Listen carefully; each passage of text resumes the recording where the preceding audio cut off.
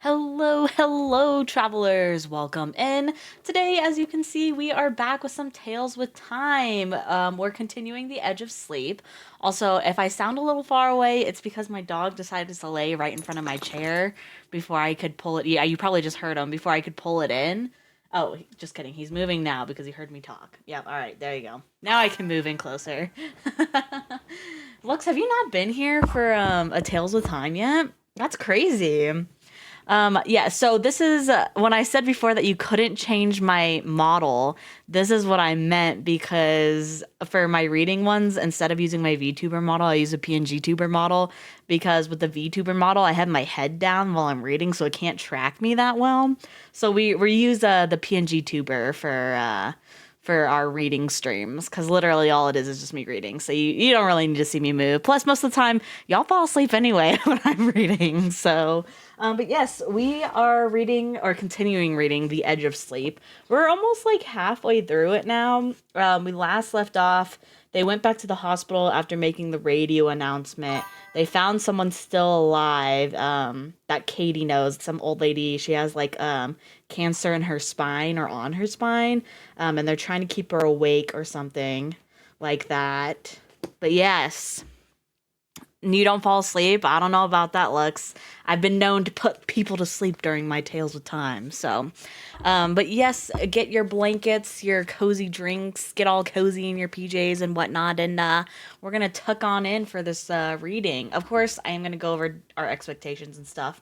As you can see right now, we're in chapter 5.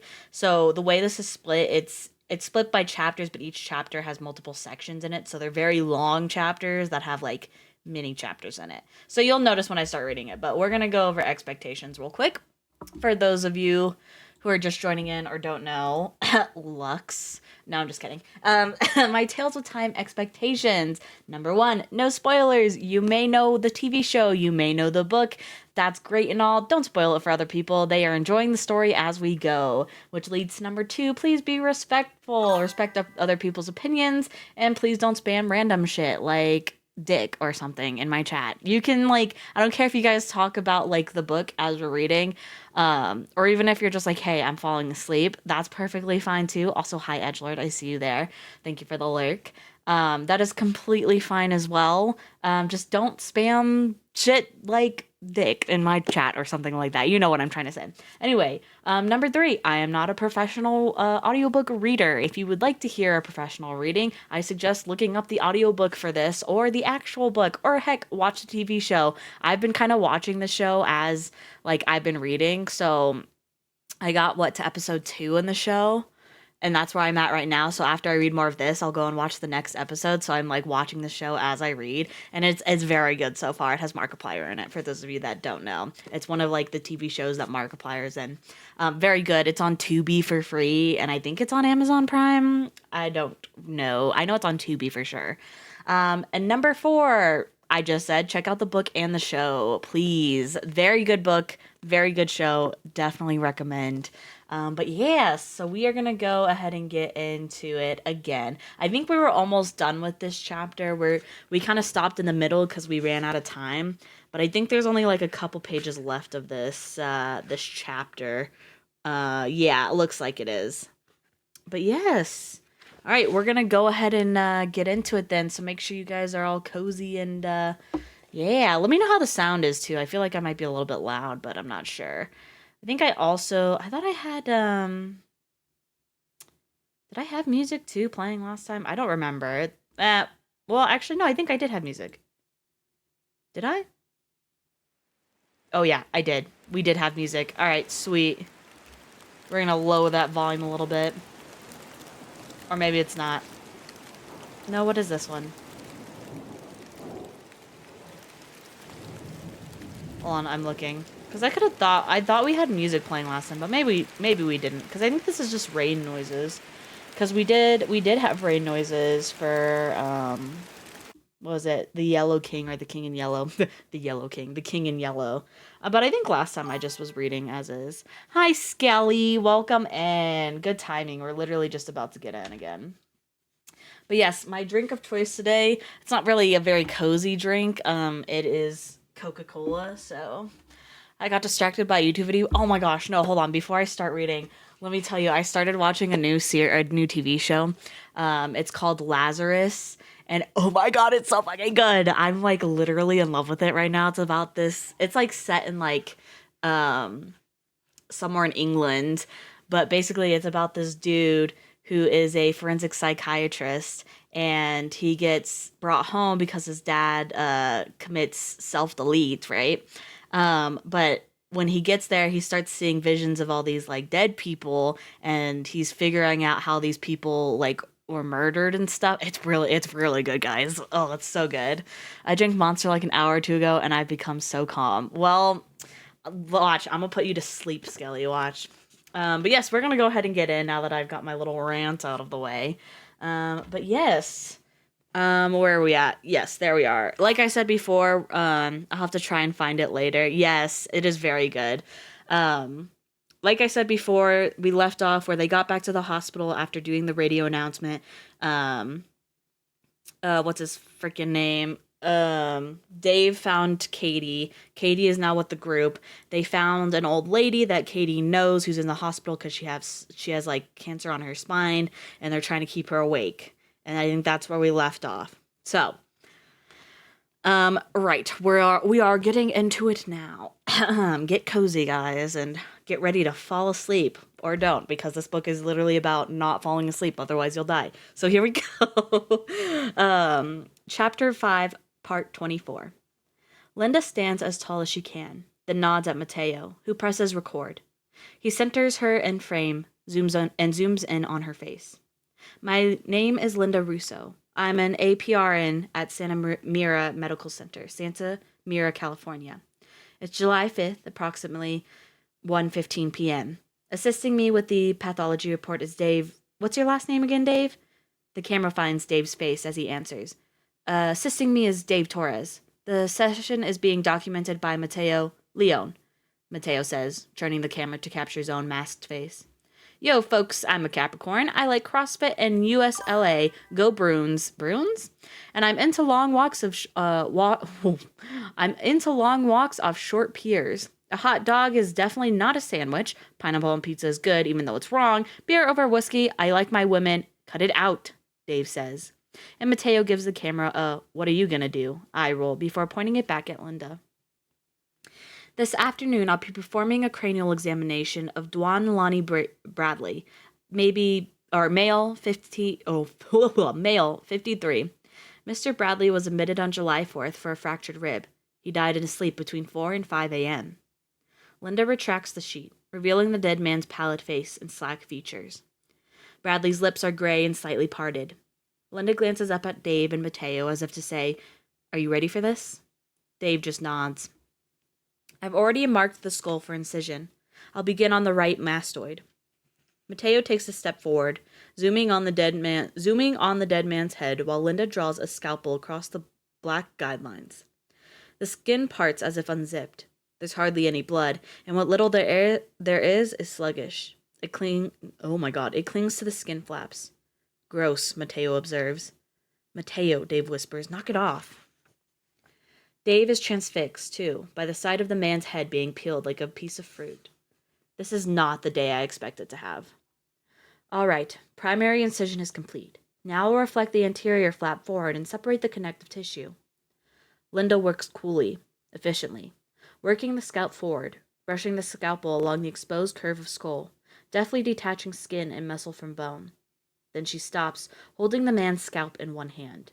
This is strange. She places one gloved hand on Dwayne Bradley's forehead. The man's forehead and brow gather like dense fabric, sagging over his closed eyes. Mateo brings the camera nice and close. His face contorts into a grimace. What's wrong? Dave asks. Well, the cadaver seems to have an elevated body temperature, specifically in the head and neck. It's almost as if Mr. Bradley has a fever, but he's dead. Yes, Mateo, I think she's aware, Dave says. To Linda, what's that mean, though? It's unclear. I'm taking the deceased pulse now. As expected, there isn't one. Mr. Bradley is not alive. Except his body temperature suggests otherwise. What do we do now? Mateo asks. I'm, continuing the exam. Linda swings the scalpel around the remainder of the skull, splitting the corpse's temple and forehead away from his face. Oh, fuck me, Mateo says, staggering backward at the sudden dehumanizing move. He nearly drops his phone, but Dave takes it from his hand and takes over, pointing the camera at Linda's hands. Linda peels the entire scalp upward, toward the roof of the skull. Flecked with stringy gobs of tissue and streaks of thickened blood, the exposed bone glistens in the harsh overhead lights. Gathering the scalp in one hand, like the neck of a bread bag, Dave thinks, perversely, Linda uses her blade to sever it entirely from the skull. She drops the ragged mass of tissue and hair unceremoniously into a steel tub. Mateo gags and turns away. I've removed the scalp. Next, I'll open the cranium. Linda points at an instrument that's nearer to Dave than her. Dave picks up the bone saw, which is heavier than he expects, and nearly drops it on Mr. Bradley's sagging face. Linda switches the tool on. Its circular blade becomes a fine blur, its teeth disappearing as it reaches top speed. The motor emits a high-frequency whine that causes Mateo to cover his ears. I'm beginning to cut the parietal. The whine dips several octaves as the saw's teeth bite into bone, sending up a fine spray of gray dust.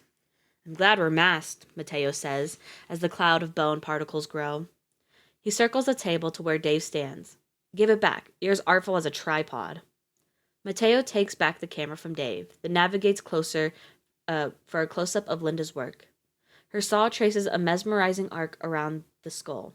Get back, Linda says over the loud saw. I don't want to...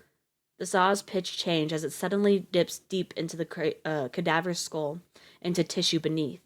Blood and cranial fluid geyser from the incision, spraying the camera and Mateo. Fuck, Mateo bellows, dropping the phone. He staggers backward, bumping the table, then ricocheting into Dave. It's on my face! Retracting the saw now. I think I must have nicked an artery or something. Pardon the noise. My camera operator is presently shouting and scrambling for the sink. Linda tries to describe the scene for the camera's benefit, since all it's recording now is a close-up of the linoleum floor. It's on my fucking face, Mateo howls, pawing his mask free. He leans over the sink and thrusts his face into the jet of water. It's only a little blood, Linda says, shutting off the saw. I don't see any on you, Mateo gurgles. I deal with far worse than blood every day. Dave pulls on latex gloves, then picks up Mateo's phone.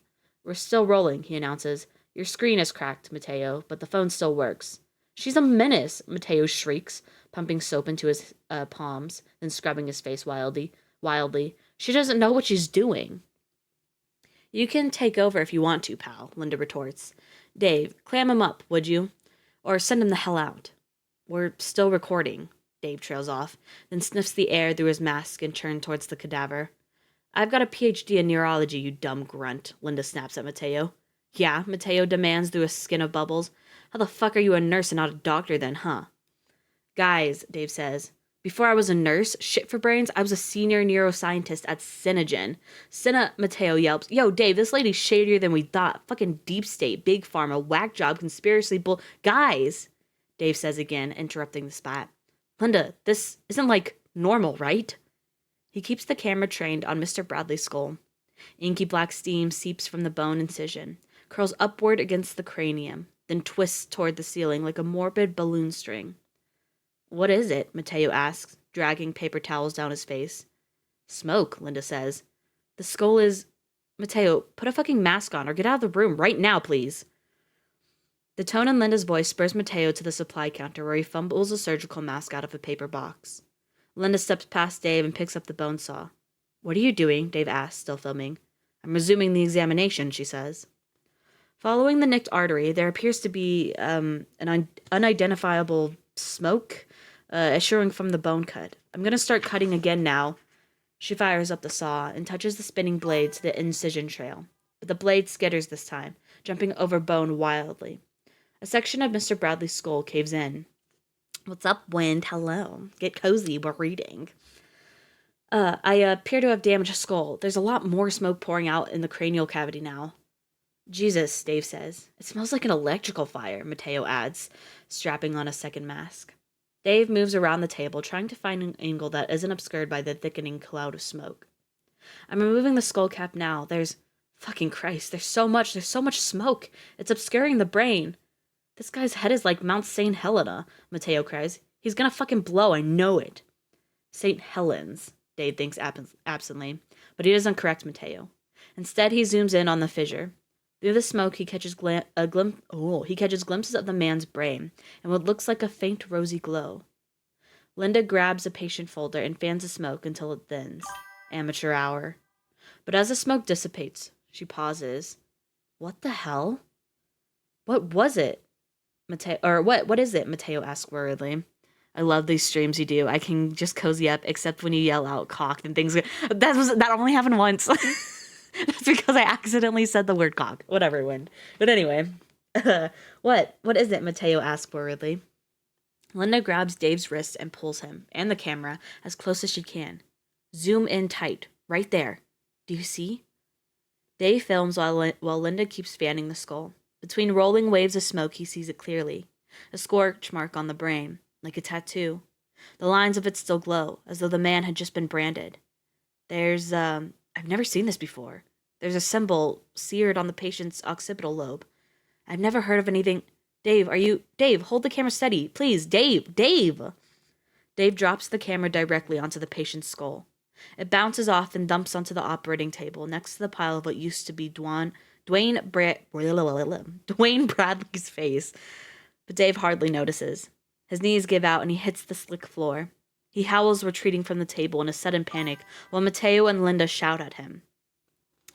Lucky 7 for your pleasure. Thanks. Thank you, Wind. All right, Chapter 5, Part 25. Katie presses herself against the headboard, screaming, as Dave lifts the shard of broken mirror. For a moment, she's convinced he'll turn toward her. She feels about for a weapon and finds only blankets and pillows. But Dave doesn't churn. Instead, he raises the shard to his chest and begins to dig into his own skin. The muscles of his back and shoulders twitch and tighten as he works.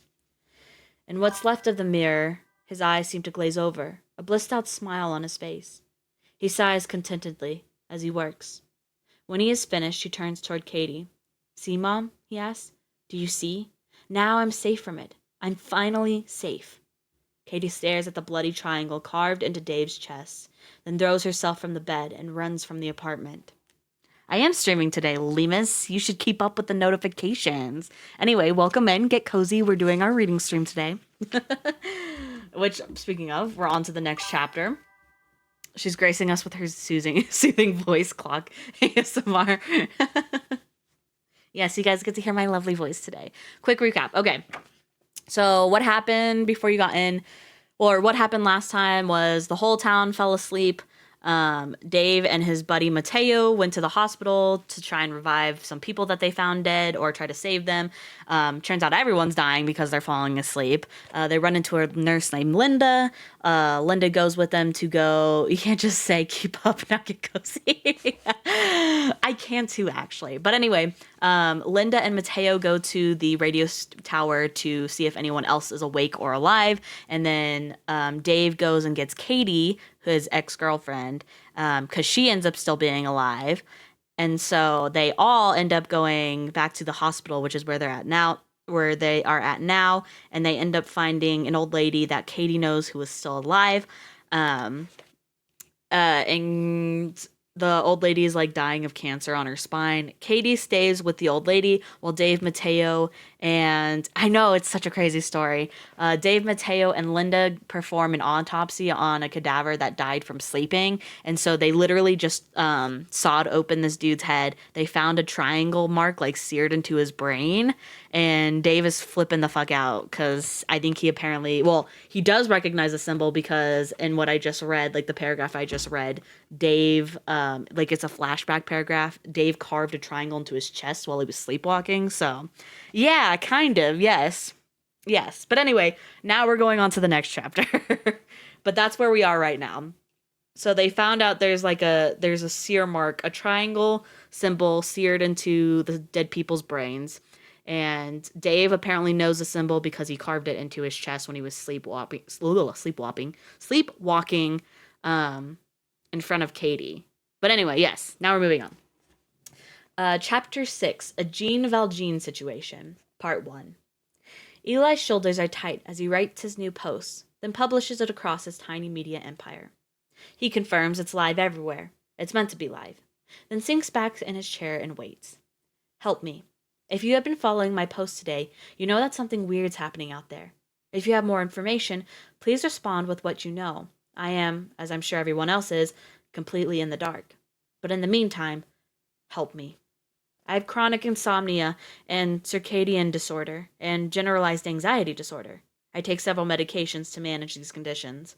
When I fail to take my medications, the consequences are unpleasant and prolonged. I experience nausea for days on end. I fall asleep at unexpected times and injure myself, or I experience days of insomnia coupled with hallucinations. I'm having a medication emergency. As many of you know, I do not enjoy the use of my legs, and I'm in a wheelchair. There are some ordinary tasks that are extremely difficult for me to do without the support of municipal services like the ride. And as you all know, the mysterious event that's happening out there has shut down any service that I could use to solve my problem. So, a last report plea for help. If you are a reader and you live in the vicinity of Boston and you're willing to help me solve this medication emergency of mine, please reply. Please. Please, please, please. Chapter 6, Part 2. Millie's phone buzzes moments after Eli's post is published. In her blog reader app tagged Sleepy Fuckery, she finds his plea for help. She ignores the request and instead wonders what exactly he's on about. Mysterious event, she reads, then shakes her head. The boys caught the last train to Bonkersville.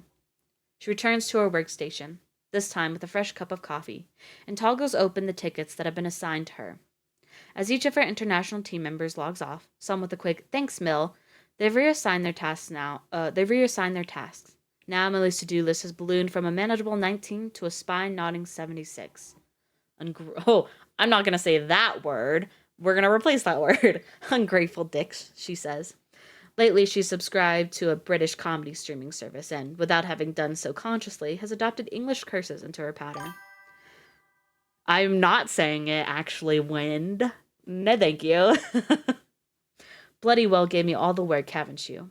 She blows steam from her coffee, takes a sip, and opens the highest priority ticket. Customer's password published as their username. Detail. Customer at j.albright was prompted to change system password. When they did so, their password replaced their username for all to see. Customer complains that they're now being harassed for being a total noob on the platform. Also, their feed is filled with offensive posts they did not write. No. I'm not going to say the word. I refuse to, okay? I was raised not to say that word, so I'm not going to say it. Anyway, continuing on. Presumably because the wanker let his password out in the open, Millie mutters. She scrolls down the ticket, then dashes off a reply. Need more detail about the prompt to change password. Was this official prompt from our app, or a fish? Not really a slur. I don't think it's a slur. I just don't like saying it. There, Millie says, and changes the ticket status to awaiting info. 1 down. But her thoughts keep drifting to the poor boy who runs the sleep disorder site. His blog isn't one of her favorites, but it is one of the most active. The kid's young and a little obnoxious. His writing is too stilted, she often thinks, and far too passive. But she can relate to most of the things he writes about, having lived through the same things most of her life. What had happened to her the last time she'd fucked up and run out of meds? She'd become manic, had been arrested for verbally abusing and then assaulting a pharmacist at Duane Reade. She returns to the boy's blog and rereads his post. And as you all know, the mysterious event that's happening out there has shut down any service that I could use to solve my problem. What the fuck are you on about? Millie loads up CNN and finds a breaking news item, but no accompanying story. CNN is investigating a rash report of sudden and inexplicable deaths across the country. Details to come. The headline was posted around 7:40 a.m. Eastern. She switches back to the boy's blog and types a comment. Chapter 6, Part 3. Millie-ZZZ commented 3 minutes ago. If nobody else offers to hit me up, I guess. I'm about an hour south in Prov. Eli falls back into his chair. Thank God. He bangs out a reply. It has been over an hour since I posted asking for help. I don't think anyone is reading the internet right now. I confess I'm scared. How soon can you come? The pharmacy closes at 6, but I don't want to take chances. Can you email me your phone number? He posts it and waits. A few minutes later, he gets an email from the commenter with a cell phone number. He sends a text. Eli here. Is this working? A moment later. No, I gave you a bad number for funsies. We'll head in your direction soon. Millie. Not a reader he's seen before. He quickly searches his content system for any other comments from this person, but there aren't any. That's alright. He's got more than enough clues. A username which reveals a first name, an IP address, a town, likely sleep disordered. It takes only a few minutes for him to locate more information about his potential savior. The first result is not promising. Local woman arrested for assaulting traveling pharmaceutical rep. Now I can see why the kids... Why? Why do you think they love me? Because I can read good? Or because I can read bad? The story dated 6 years earlier. Fills Eli with dread. A Providence woman was arrested Tuesday afternoon for punching a pharmaceutical salesman at the Everly Road Dwan Reed. Millicent Potter, 23, allegedly shoved Douglas Washington, 63, against a wall, then slapped him several times while demanding drugs. Potter then pushed Washington to the floor and kicked him in the ribs. She called me an explicitive white coat, a shaken Washington reported. I wasn't even wearing a white coat. I was just there for a scheduled sales call with the lead pharmacist. Now I have a broken rib, I think. Potter was taken into custody by Providence police at the scene. No charges have been filed. We're investigating the incident, Providence PD spokesperson Jan Gunter said. As we understand more about the nature of the incident, we'll share more. Potter was released Tuesday evening. Shit, Eli thinks. I'm going to be rescued by a psychopath. Chapter 6, Part 4. Millie tries to message Martin, intending to tell him she's got a family emergency and needs to disappear for a couple of hours. But Martin doesn't reply. That's when she notices the message in the team's work channel, one of which is from the Vice President of Human Resources, Thomas Parnell. Notice to everyone. Staff are not permitted to leave work or their stations without notice. If your manager is unavailable, please contact my HR department or my HR team directly first. You can read good and calmly. Oh, thank you, and the first response is from Willem, who's on an adjacent QA team. Willem.Beaumont, at everyone, at Thomas_Parnell. Clearly nobody here is watching the news. There's some serious shit going down. I'm going home to my family. If that means I'm fired, so be it.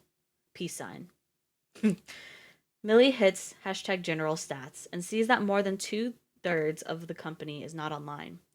Fuck it, she mutters, and walks away from her computer. The weirdness is evident as soon as she descends the stairs from the mother-in-law's... The weirdness is evident as soon as she descends the stairs from the mother-in-law apartment she rents in Elmhurst. Across the street, a large Winnebago... What is that, Winnebago? What is a Winnebago? What is that? Do you guys know what that is? Someone look that up real quick if you're awake.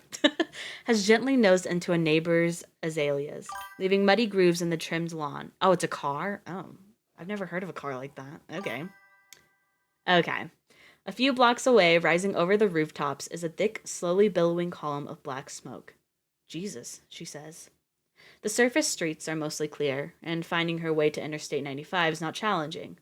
All along the way, however, she notices empty shopping center parking lots, coffee drive-thrus that are conspicuously unclogged. She switches the radio on, and after scanning through several strangely silent channels, lands on the college station WXIM. The Breaking Bad car? Are you talking about a trailer? Is that what it is? Are you talking about a trailer? I can see, I have the chat pulled up. Are you guys talking about it? Is it a trailer? Is that what it is? Well, now I need to look it up. Hold on. Now I feel like I need to look it up. What the fuck is a Winnebago? Hold on, I'm looking it up. Pause. Researching. We're researching. What the fuck is a Winnebago? Winnebago. Oh, it's a freaking trailer. Okay. You said it was a car. That's a trailer, you dumbasses. Lovingly, I call you that. Lovingly, you're dumbasses. It's a freaking trailer. Anyway, continuing on. To play music. So I'm not going to do that. A woman says, voice shaking. Or maybe I should play music. Maybe that's what the world needs right now. I don't know. Hey, you're the teacher. You're supposed to know these things. Well, I didn't know what that was. I've never had a trailer before, or like a thing like that. So camper, whatever it's called. She clears her throat, and Millie pictures the scene. A 20-year-old girl alone at a soundboard in a radio booth, surrounded by piles of demo CDs and old cassettes. If you're just joining in, I'm really tired, the DJ continues. I'm normally on air from 3 a.m. to 7, but the morning guy, Raju, didn't show up to relieve me, and actually nobody else has shown up at all. And I've been looking at the internet, and, well, listen to this.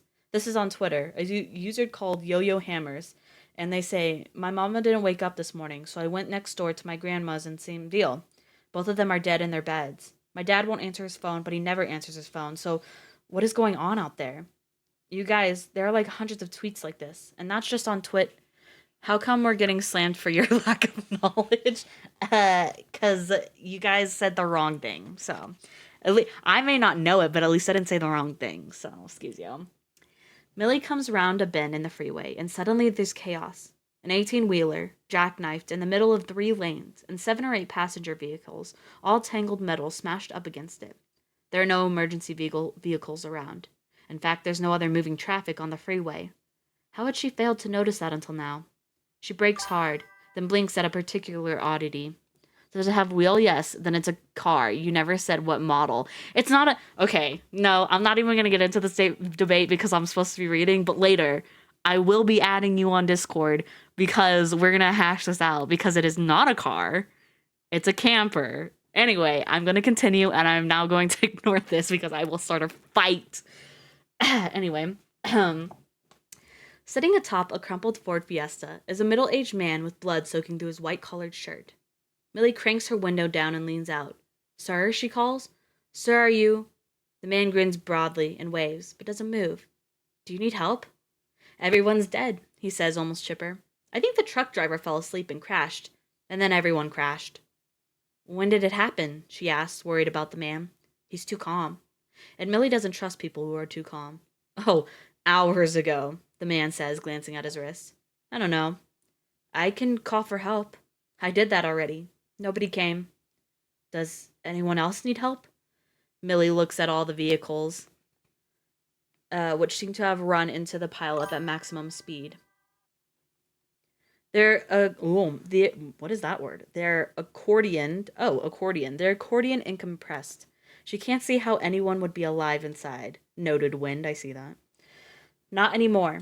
The woman in the blue thing over there. I think it used to be a Nissan. She probably needed help, but she passed out, and then she didn't wake up again. The man pats the roof of the car he's sitting on. And the kid driving this thing? I think he probably would have been okay, but you see that puddle? Gas? Lots of fumes. I think it poisoned him, because he closed his eyes too, and didn't wake up. And I tried calling 911, he says, but it just rings and rings. What about you? The man tugs at his shirt. Oh, it's not my blood, I'm fine. You're being very calm about this, Millie ventures, ready to tap the gas pedal. Are you sure you're perfectly fine? The man says. God takes whom he wishes when he wishes. When he drove up, I was just praying for their souls. Oh, Millie says. So you don't need help? God has my back. But thank you. Okay, Millie says. She raises her hand in goodbye. Do you know what an accordion is? I do know what an accordion is. Actually, fuck you. Okay, Millie says. She raises her hand in a goodbye, and the man waggles his fingers jauntily at her. He kicks his feet like a child on a too-tall chair. Bye, then. Be well, the man calls, and Millie rolls her window up. Chapter 6, Part 5. Eli has been sitting at the window for 2 hours when he finally spies movement on the street below. A red Honda hatchback, checkered with rust spots, making its way through the still intersection. He texts Millie's number. I see you. The brick building with the white trim is me. I'm coming down. The engine idles throatily as Millie waits. Around her, the city is uncannily still. She winces, imagining suddenly that she and the blogger might be the last people to see Boston before the world moves on, before the power seizes and stalls, before the lawns grow thick and buckle the sidewalks, before the birds roost in 10th-floor apartments where windows were left open. The front of the apartment building opens with a whine, powered by an automatic servo, and a moment later the blogger rolls out in a wheelchair. I do not talk to kids that way, okay? Okay. Yo, Millie calls through a window. You didn't mention you were on wheels. I'd have brought my pickup truck instead. You have a pickup truck? Eli asks. Millie shakes her head. No, I don't know why I said that. She looks the chair up and down. Tell me that thing collapses, in it. In it? Eli blinks. When Millie doesn't flinch, he says slowly, It fits in most car trunks. He hopes the concern he feels doesn't show on his face. He watches as the woman pulls her emergency brake, then leans hard on the Honda door until it pops open. She's tired. He knows all the signs.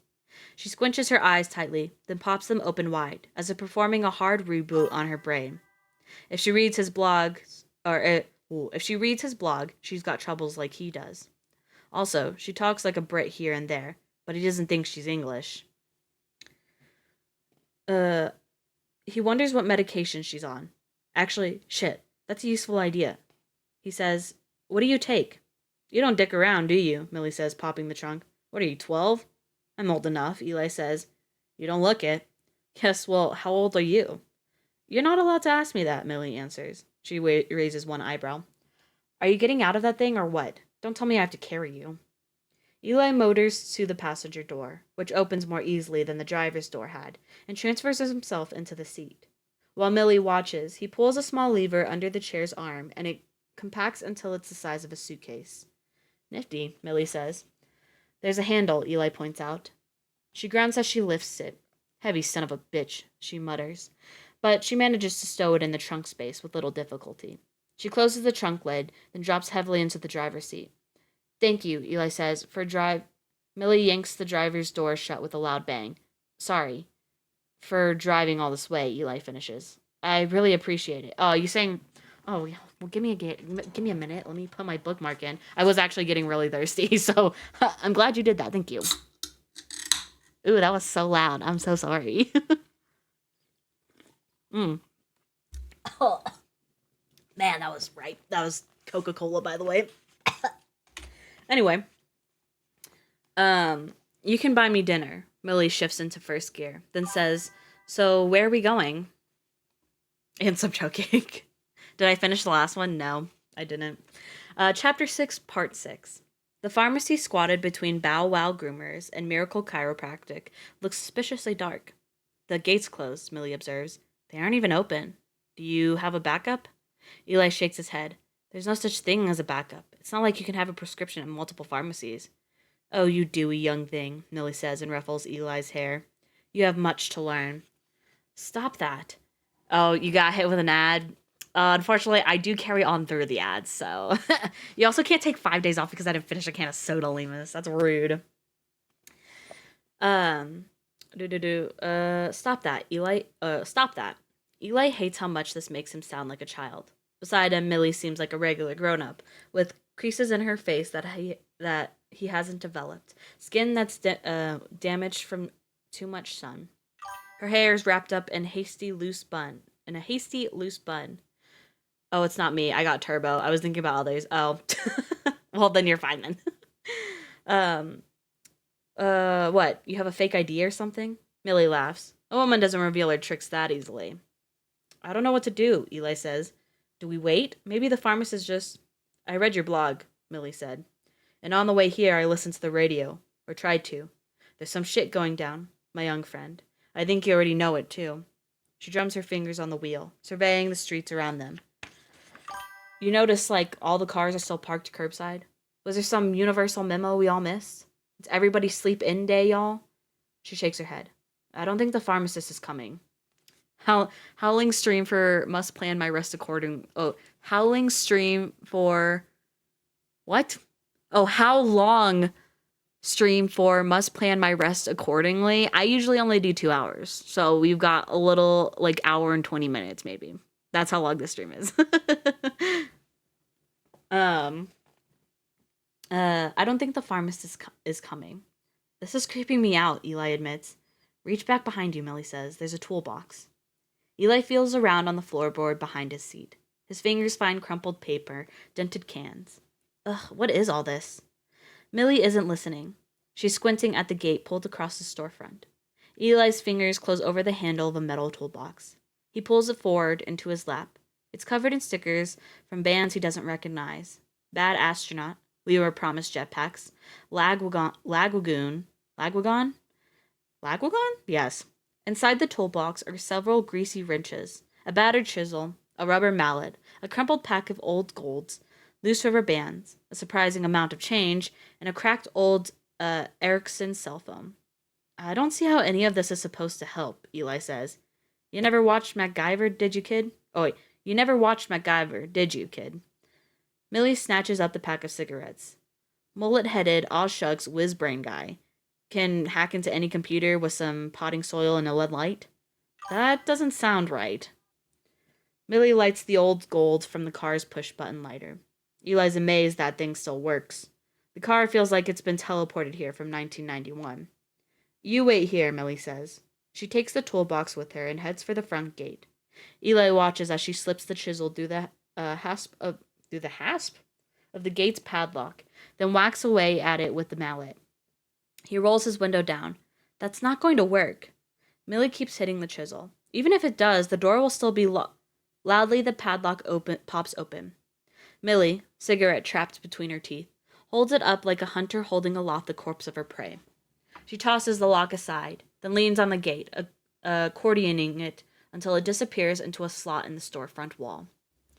Okay, but the door, Eli starts, but he stops when Millie chucks the mallet at the glass door. The glass spiderwebs, but doesn't break, so she picks up the mallet and hits it repeatedly until a sugary hole opens. It's safety glass, Eli says. It's not going to... Millie hits the glass at the top left corner, and the whole thing collapses into shards, falling like frozen rain into a pile. She gives Eli a thumbs up and then disappears inside. A moment later, she pushes the door open. No alarm, she calls out. Bonus. A klaxon erupts, the awful sound of it reverberating from one side of the street to the other, then bending back on itself, creating a recursive shriek that interrupts the rhythm of Eli's heart. I lied, Millie hollers. She jogs over to the car. There's totally an alarm. I didn't want to break and enter. What? I didn't want to be criminals. Millie smiles, flattens in the middle. Kid, you need your meds, right? This is a Jean Valjean situation here.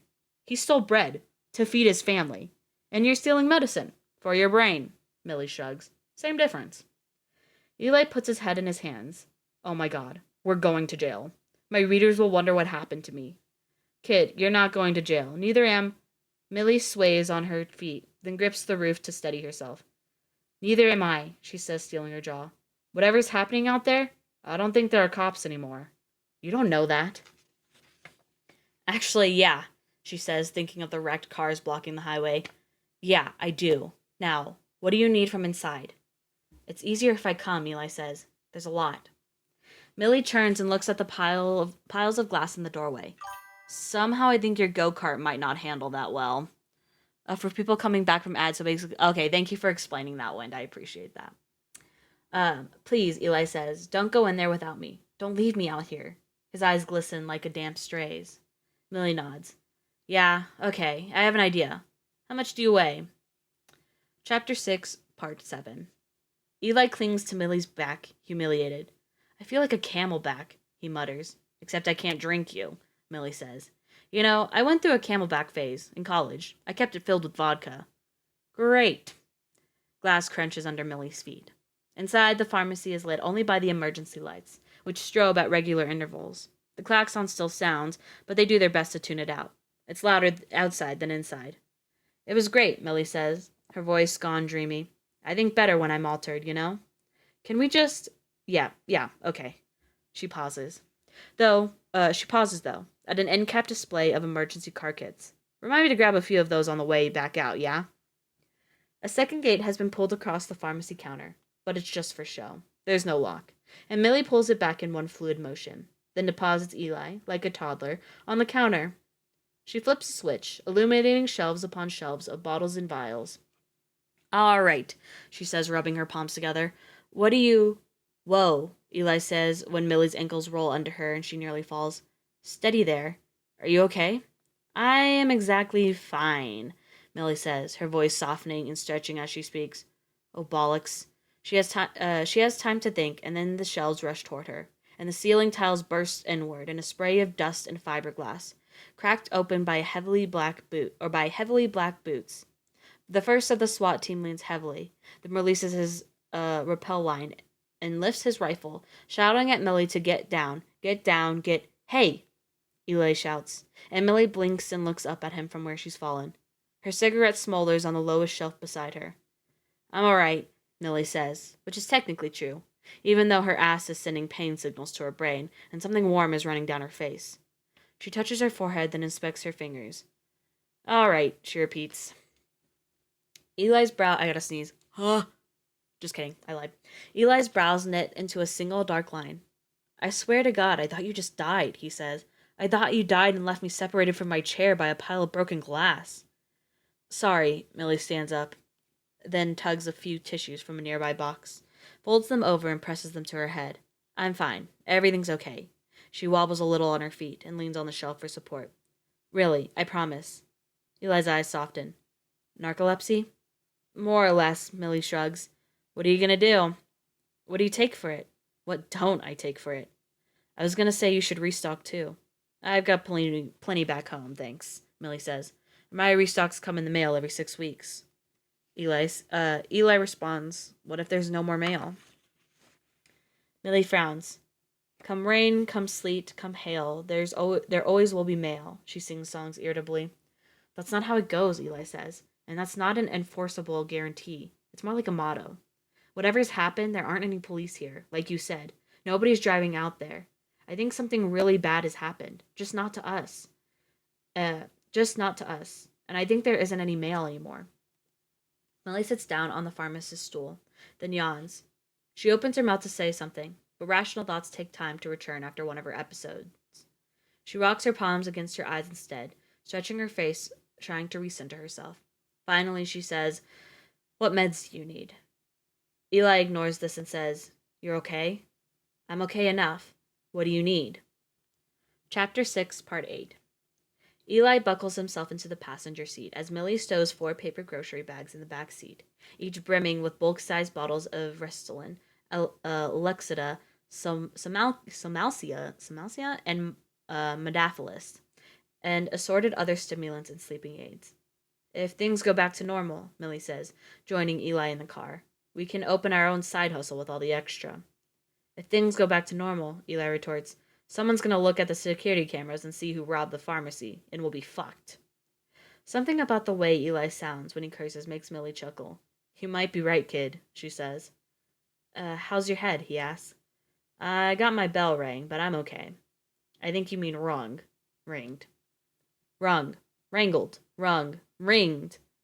Eli sighs heavily. Have it your way. Yes, sir, grammar boy. She starts the engine, then cranks the steering wheel for a U-turn, then hesitates. It's just back the way we came, Eli says. My apartment. Right, Millie pauses and looks seriously at her passenger. I'm just thinking, that there could be 100 reasons we're the only ones walking around right now. She looks at Eli's legs, then corrects. Moving. Okay, and? What if it's something risky? Like a citywide gas leak, or everyone got fried by a solar flare, or... if it was a solar flare, you and I would both be fried, too. The sun isn't selective like that. Or what if it was the rapture, all God's children abandoning the planet before the worst happens? You don't believe that, Eli says. I'm the naive one, I can tell, and I don't believe that. My point, though, Millie insists, is that you might not be safe back at your place, and I'm not sure I'm safe I'm not sure I'm safe going back to mine. So she chews her lips, then glances sideways at the kid. Maybe we ought to stick together. And go where? I don't know, but I'm thinking out of the city. That doesn't make sense. Bad things happen in cities when shit goes sideways, she says. Haven't you ever seen The Walking Dead? Didn't you ever read The Stand? I don't like zombies, Eli says. Of course you don't. But if it is a gas leak or whatever, he continues, then you're right. My apartment might not be safe to return to. So it's settled, Millie says. We drive. I have to pee. We find a place to pee, she amends, and then we drive. Yes? What happens when we wake up tomorrow and everything's normal again? Eli asks. Then I take you back home. No harm, no foul. Eli thinks about this. This feels like a bad idea. Driving away from my home with a stranger and bags full of drugs. Under normal circumstances, yes, I'd agree. Millie shakes her head. But if I'm right, if this is end of the world circumstances, this is the only thing that makes sense. I thought at the end of the world people got more suspicious of each other. No more trusting. Maybe so, Millie says. But you're not a stranger, kid. I read your blogs. I know who's in my car. And I never let someone get in my car without knowing them first. With that, she swings the car westward. And a half hour later, Boston is in the rearview mirror. Millie and Eli drive in silence, at least until Millie spots the guy on the side of the road walking backward, his thumb held high. No, Eli warns, but Millie slows down. What happened to I never let strangers in my car? End of the world, kiddo, she says. We survivors have to stick together, right? She doesn't wait for him to agree. Thinks he might be pouting about being called kiddo. Right, she says. Right. That was the end of chapter 6. So any thoughts? I noticed that it kind of switches between like character viewpoints. So Dave is technically the main character of this book, but apparently we have some other like side characters that we get chapters of every now and then. Thank you, Skelly. Thank you. Ooh, Coca-Cola. That's so strong. I wish I made tea. I was gonna make tea, and then I forgot about it because I was watching Lazarus. So, so I have Coca-Cola. Anyway, we're on to the next chapter, chapter 7, The Dream People. We are now officially, we're actually a little past halfway in the book now that I'm looking at it. So goody on us. Let's see how much further we can get. Chapter 7, The Dream People, Part 1. What is going on with him? It's a trauma response, Linda says, snapping her fingers in front of Dave's vacant stare. Elephants. Elephants, elephants. Mateo slaps Dave across the cheek. God damn it, wake the hell up. Sound like a dying apocalypse. Yeah, everyone's pretty much dead. Linda grabs Mateo's hand. Hey, now, look, Mateo says. It worked. Dave's eyes skitter wildly until they settle on Linda. Elephants, he moans absently, yanking at his uniform. David, Linda says in full nurse mode. It's Linda and Mateo. You've had a bit of a shock. Can you hear me? To Mateo, she says, I never should have let you two in the room during that. Dave looks past Linda, at the body on the table, its skull uncorked like a wine bottle. Triangles. Elephants. I have to go now, Dave says. To his ears, the words are stretched like taffy. He pushes Mateo away as he gets to his feet, then lurches toward the operating room doors. Chapter 7, Part 2. Katie leaves Ruth Nelson contentedly watching an old episode of Barney Miller and joins Mateo and Linda in the hallway. They lead her out of earshot of room 217. What'd you find out? Katie asks. Mateo hurriedly recaps the autopsy for her, leaving out Dave's meltdown. It's the government, right? Who else would brand someone's fucking brain? It definitely isn't the government, Linda says. Where's Dave? Katie asks. You can't know that for sure. You aren't. When I was in Synogen, we won dozens of government contracts. Real off-the-books stuff. We had this deep underground facility in Virginia where we tinkered with, well, you name it. Neurotoxins, pathogens, biochemical agents, bad shit. But never anything like this. The government can't switch you off when you go to sleep. Linda shakes her head firmly. And they definitely aren't branding our brains. Aliens, then, Mateo says. Are we talking aliens?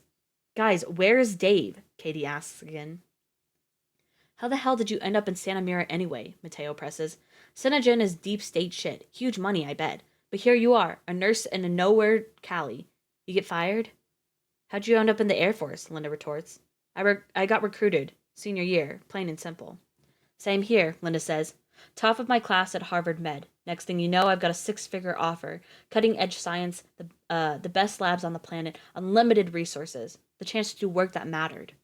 You mean a chance to wipe out third world countries, Mateo snaps. And jack up over the counter drugs so nobody can. Guys! Fuck you, Linda says, poking Mateo's chest. I was a kid. So was I, Mateo retorts. And I saw Synogen's logo on the smart bombs under my wing in Afghanistan. I never dropped one, but I know guys who did. You think I'm fucked up? They're beyond traumatized. Non-combatants foaming at the mouth, their organs dissolving. I didn't design fucking bombs. I was strictly genetics, okay? And only until I started hearing about shit like the bombs. Linda turns away and paces. Yes, they were fucking unethical. Yes, they were manufacturing bad shit. You know what I did? You got paid. I broke rank, Linda roars. You think whistleblower laws mean shit when your company's in the government's pocket? Guys, Katie says again, where the hell is Dave?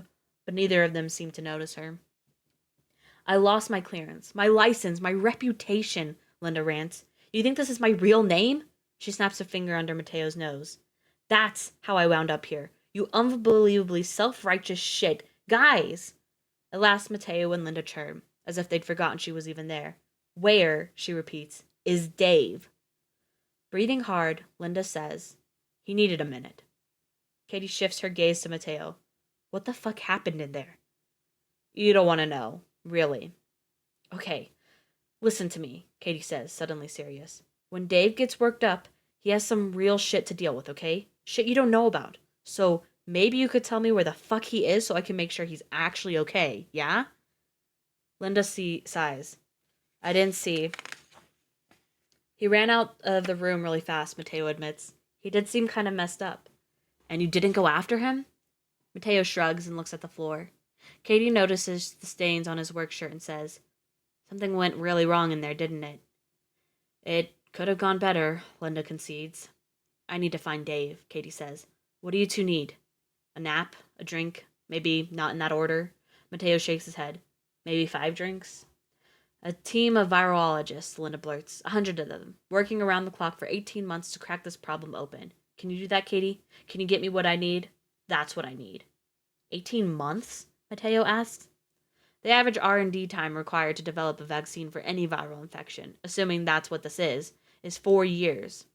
Is 4 years, Mateo. 18 months would be a goddamn miracle. We don't have 18 hours, Mateo says. We're all about to crack wide open. Then don't ask me what you can do, Linda says. Let's all just sit down and wait to die. That's all I've got, okay? Chapter 7, Part 3. Santa Mira Medical Center, though only 6 stories, is the tallest building for miles. From the roof, one can watch shipping barges slide like butter in a hot skillet across the horizon. That's where Katie finds Dave, leaning against a low wall, framed by the sinking sun. Pretty, she says, resting her arms on the rail beside him. Dave doesn't look away from the view. You found me. I remember how, in my old building, sometimes you'd sit on the roof in a picnic chair to watch the sunset. Because I didn't want to sleep, he says quietly. You think I didn't know that? I know you, Dave. She watches the wind ruffle his hair, even if sometimes that means being afraid of you. You aren't the first, he says. Welcome to my life. Mateo and Linda looked pretty rattled. That wasn't your fault. Dave is quiet, but she hears him swallow. If there was ever a time to let me in, she begins, resting a hand on his back. I'm processing, that's all. Process faster. What? I'm not kidding around here. It's the end of the world. Or did you forget? Let me in. Let me help. He shoves away from the wall. What are you looking for here? What do you want me to say? That I'm scared? I'm scared. That I don't know how to explain what we... He trails off. I can't explain what we saw in there. Katie hoists herself onto the railing, her back to the sunset. Whoa, calm down, okay? In NA, she says. They have this whole thing, just for today. Katie, please. See, recovery is hard. You're going to feel like you can't make it. It's a long road, and sometimes if you think about how long it really is, you can wreck right at the beginning of your journey. Come down. But NA says, okay, but how about this? Just for today, you'll focus on not using. That's all. There's no tomorrow. There's just today. You can get through today. You're freaking me out, Dave says. But you know what the second rule is? Don't make me drag you down from there. Come a step closer and I'll go right over, Katie warns. And when Dave stops, she says, Good. Thank you. The second rule. Do you know it? He shakes his head slowly. It's even simpler. Have faith in someone else. Just for today, trust someone who cares about you. That's it. That's all. Presto, changeo, magical recovery. She laughs. Not really, of course. But you see what I'm getting at. I do trust you. You've never trusted me. You don't tell me anything. Katie swings one leg over the wall, then the other. The sun paints her face a warm tangerine. I've had enough, Dave. The world is fucking over. We had our shot. We blew it. If I went over this wall right now, I'd consider it a kindness. Whatever you saw in that autopsy room, I won't have to go through it. But I would. I'd go through all of it if you just stopped pushing me away. Because you know what? I need someone to believe in me too. Hold the fuck up, bitch. I feel like that's a bit manipulative. I mean, she's literally like threatening her own life just so he like tells her his secret. I don't. Okay, whatever. Anyway, moving on. Okay, yeah. If you come down first, tell me something true. He hesitates, and then he says it. You won't love me anymore. His eyes grow damp. The words settle somewhere deep in his chest, a stone he can't dislodge. You're an asshole, Katie says, but you can't say anything that makes me stop loving you. You did stop. You left. That's because I love me, too. I only just learned how, and I couldn't love us both. Not like that. He can't hold her gaze. So tell me something. Something honest. Just once. I'm afraid to fall asleep, he blurts. Something I don't know. No, he says. I mean, my whole life I've been scared. Scared of what I'll see. Scared of what I might do. Dave? I doubled my meds. It didn't help, so I tripled them. He covered his face with his hands. Everyone else wants to stay awake so they don't die. I want to stay awake so I'm not the reason they do. Katie swings one leg back over the wall.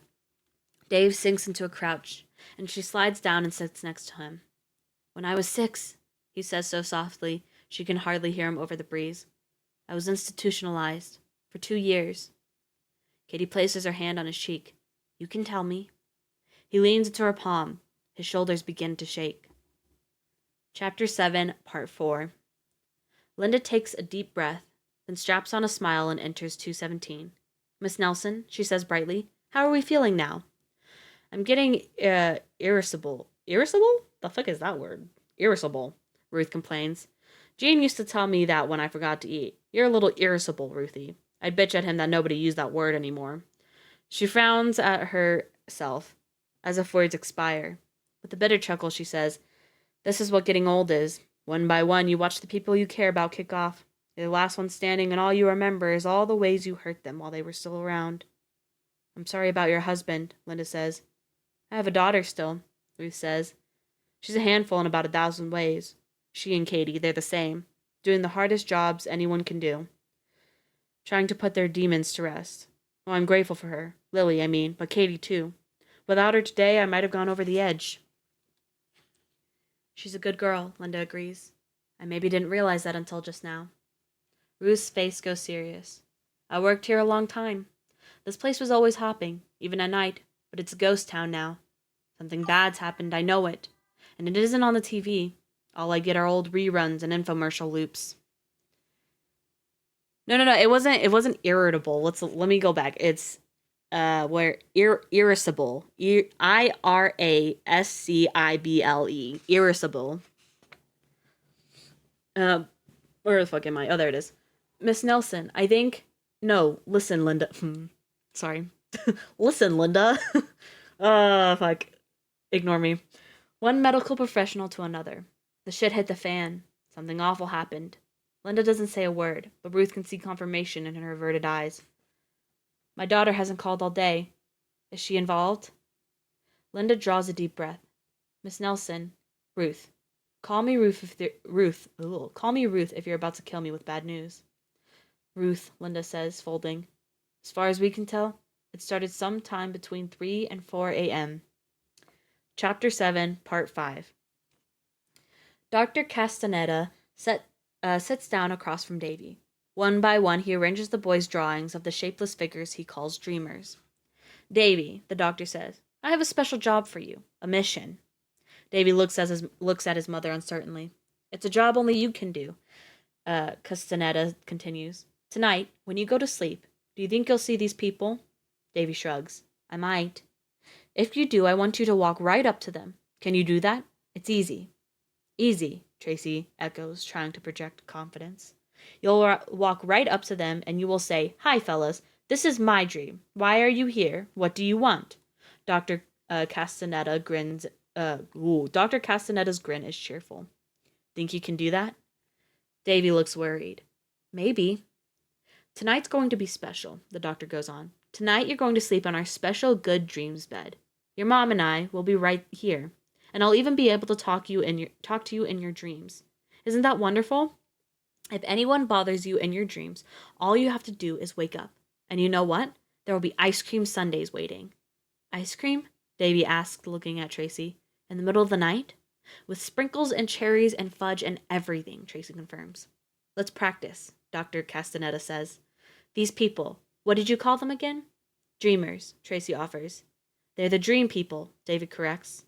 Okay, let's pretend that you're asleep, and I'm a dream person.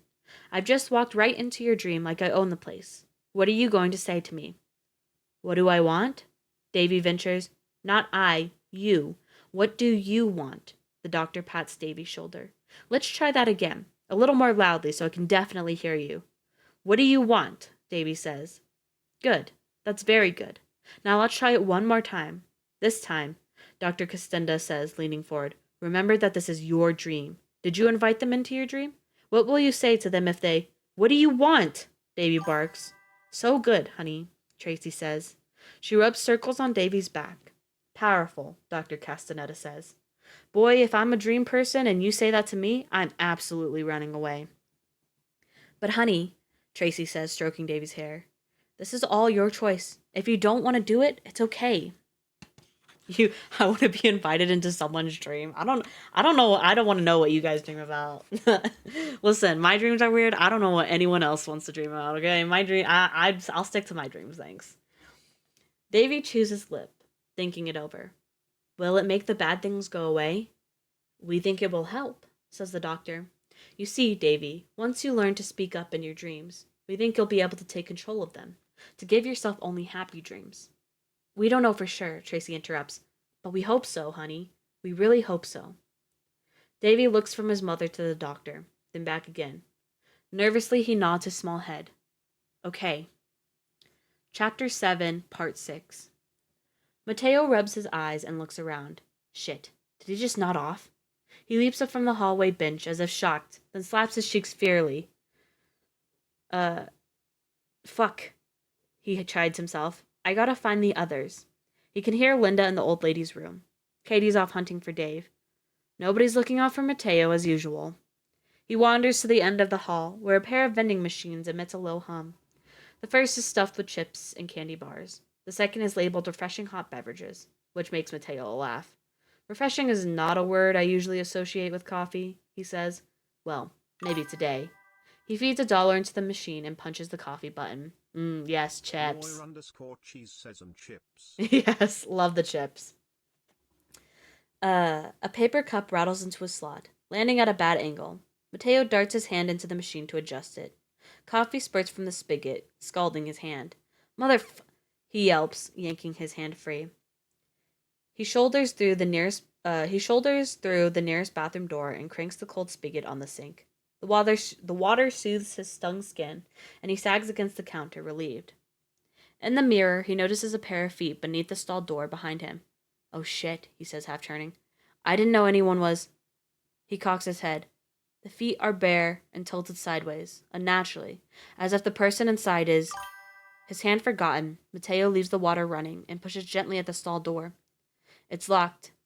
He goes into the neighboring stall and climbs carefully atop the toilet seat. He grips the stall divider and pulls himself up so he can peer over the edge. Not 3 minutes, 20 seconds. The woman's hospital gown is gathered around her waist. She's slumped to one side, her head resting on the metal tissue dispenser. Her bottom has fallen through the gap in the toilet seat. The back of her thighs are mottled in purple. Lividity, he knows from watching too many crime shows. Blood settling to the low points of the body. This woman's been dead for hours. He eases himself down, then leaves the bathroom in a daze without turning off the water. In the corridor, the coffee machine has finished its work. The coffee is a quarter full. Coffee is splashed everywhere and leaks down the front of the machine, where it seeps into the carpet. Mateo takes the cup and swallows its contents, then crumples it and drops it to the floor. He drifts down the hallway. Katie, he calls out. Dave? Linda? Yeah, there's a dead body. Yes. There was a dead body in the bathroom. Farther down the corridor, Linda emerges from room 217, pushing a squeaky wheelchair with Ruth Nelson in it. I found another one, Mateo calls out. In the bathroom. Linda glances back at Mateo, then, without a word, starts pushing the chair at a jog. Mateo calls and falters. He starts running after Linda, and the patient almost out of instinct. Linda, hold up. Chapter 7, Part 7. Tracy and the doctor watch from the control room as Davy drifts to sleep in the silvery pod. Beneath its glass enclosure, the boy's eyes twitch. The electrodes fastened to his head and chest gather data, sending it back to Dr. Castaneda's machines. We're good? The doctor asks his assistant, who gives a silent thumbs up. Good. Okay. Castaneda removes his tweed jacket and hangs it beside a desk, then smooths his short-sleeved white shirt, adjusts his tie, and absently pats his breast pocket. Cassandra, he says. I seem to have... Cassandra holds up the doctor's fountain pen. What would I do without you? The doctor asks. He jots a few notes on a desk pad, then caps the pen and hangs it in his shirt pocket. How are we doing? We have REM, Cassandra says. Excellent. Castaneda turns to Tracy, then points out a display where a thin blue line traces Dave's sleep patterns. See that spike right there? That's REM. REM is good, Tracy asks. REM is when dreaming begins. Cassandra says, We're ready for the narrator. Narrator? Castaneda touches the woven grill of a microphone. This is a modified PA system, he says to Tracy. I speak through this, and in the other room, Davy will hear me. But he'll hear it in the frequencies that his subconscious brain, his dreaming brain, will respond to. It shouldn't interrupt his sleep. It should feel like a natural part of what he's currently experiencing. What do you say to... Tracy begins, but Cassandra shakes her head and draws a finger across her lips. Hello, Davy. The doctor's voice is slower, calmer than usual. He reaches deep for a reassuring baritone. Davy, can you hear me? If you can, show me how to blow a raspberry. In the sleep chamber, Davy's lips flutter softly. What a good raspberry! You'd win the best raspberry prize for sure. Castaneda sits down in front of the microphone. I'm very proud of you. Now I'm right here with you. You can't see me, but I can see you. I'd like you to listen carefully and do what I ask you to do, okay? Good. Castaneda gestures to the chair beside him. Sit. Tracy sits. Davy, you're in the safest of places. Your very own bedroom. Look around. Do you see your toys? Your bed? This is a comforting place. It's your place. In the sleep pod, Davy's breath quickens. Chapter 7, Part 8. Mateo bursts through the rooftop door. The sun has dropped below the horizon, staining the sky with a pink spray. Dave and Katie are huddled close, a pair of charcoal silhouettes. Oh, thank Christ, Mateo exclaims. I've been looking everywhere for you two. Mateo? Dave asks, flustered. Linda took the old lady, Mateo pants. You gotta come with me. What lady? Dave begins, but Katie interrupts. Ruth? What did she do to her? They're in the MRI lab, Mateo explains. I don't know what they're doing, but Linda locked me out. Chapter 7, Part 9. From where Davy stands, in the center of his bedroom, he is surrounded by allies. Power Rangers look down on him from a poster to his left. There are framed photos of his parents and cousins to the right. The carousel lamp beside his bed projects giddy animal shadows. Lions and bears and giraffes march circles around the room, keeping the bad things at bay. Your bedroom, Davy. You're safe here, but I don't think the dream people are here. We need to find them. With a sudden bang, Davy's closet door flies open. In the sleep chamber, Davy's lips part with a gasp. Tracy's fingers tighten their grip on the table. The door is perfectly safe, Davy. Go through. Davy stands in front of the open closet. A stiff wind escapes from within, rippling his Ninja Turtles t-shirt. It's dark in there, he observes. The big voice doesn't answer. Can it hear him? What's inside, Davy? It's safe in there. He crouches and peers into the closet. His clothes are there, his Easter suit and tie, his school clothes, and there, in the back, his Superman Halloween costume, complete with red cloth cape. Davy shrugs out of his t-shirt, then climbs into the costume, which sags on his small frame. The cape, however, is too short. It flutters in the closet wind. I'm the Man of Steel, Davy whispers. He parts the wall of clothing to reveal a tunnel lit in ominous, pulsing red. The Man of Steel, he repeats, and steps into the tunnel. The walls are soft, familiar. They smell like fabric softener.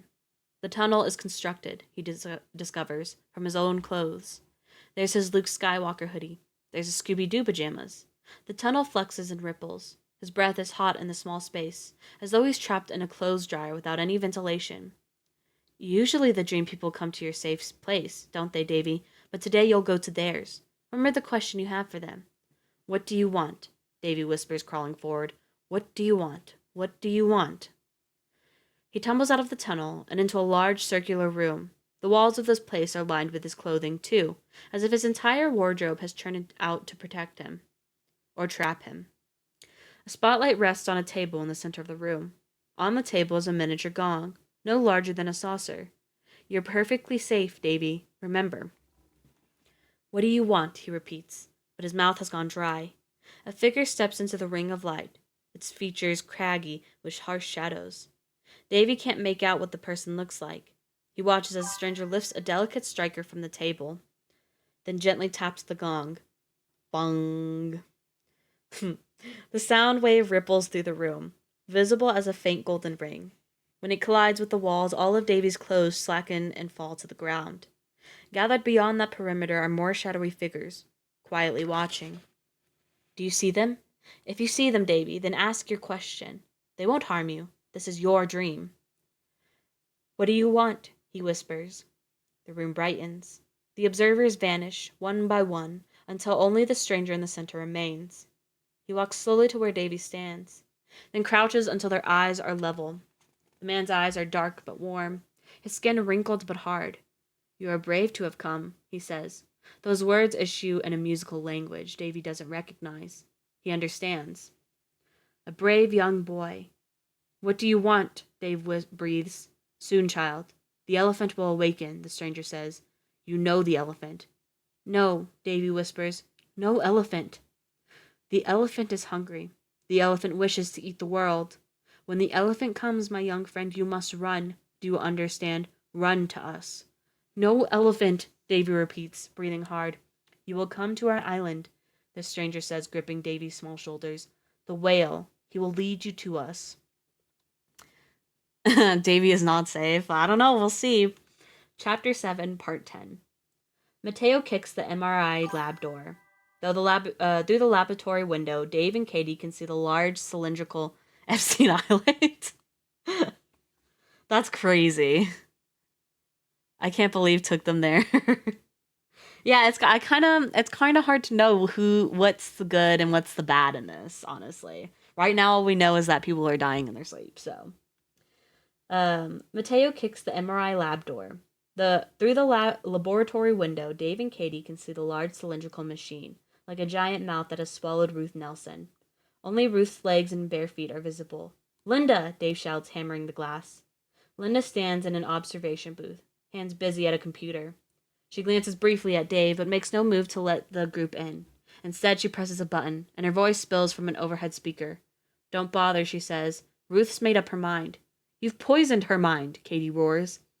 Linda keeps working. All I did was tell her what she asked to know, Katie. She's no different from you or me. She deserved this truth. Mateo steps back from the door, layered in sweat. Guys, this thing is fucking solid. I can't budge it. What are you doing to her? Dave demands. It was her idea, actually, Linda says.